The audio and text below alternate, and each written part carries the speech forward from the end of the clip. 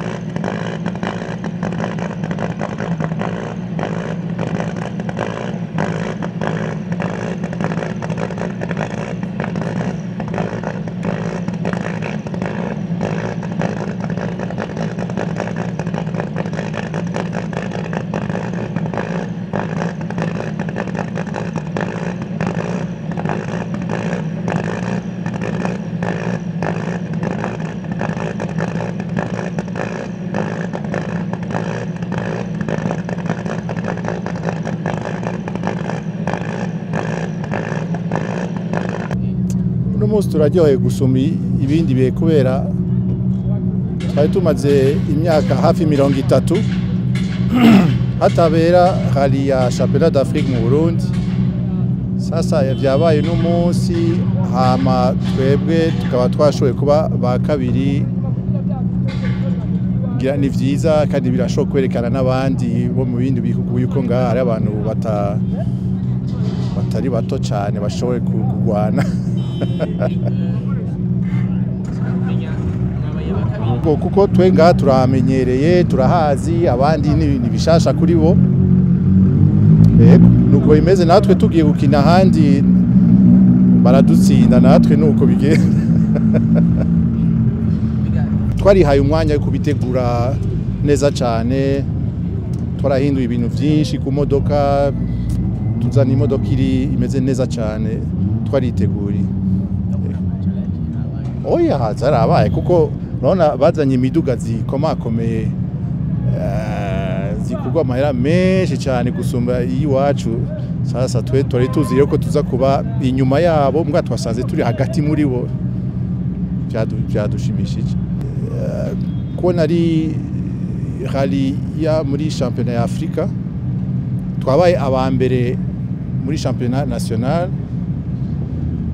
Ivyo ivyiza bwabo twebwe twariko turapingana n'abandi bavuye hanze, nivyo twashaka kumenya aho tugera. Sasa resultat yatushimi twanezerewe. My name is Karan Patel. I'm a rally driver from Kenya. It's a good feeling. The rally has come to Burundi after long, and it's nice to be the first person to win it upon its coming back to the country. How did you find the country as a whole? You know, from the little we've seen, it's a nice country, but we have not been around too much. But the stages are really nice, really fast, very technical and very narrow, so it has its own challenges. Samson ndayishimiye ni umunyarwanda, nkaba nasuye Ngozi narutse Kigali gusapotinga sport ya rally. Rally ni sport y'urukundo, kuba turi hano twabasuye kandi tuzi ko nyuma ya hafi presque 30 mwongeye gushobora kuyigira hano n'umugisha kuri twebwe, kuko nk'abaturanye dukeneye ko ari sport tuzamura. Urebye abantu bose bayireba n'abashoferi, umunezero n'umugisha kuba yagarutse Burundi, ko natwe ejo bundi zagaruka.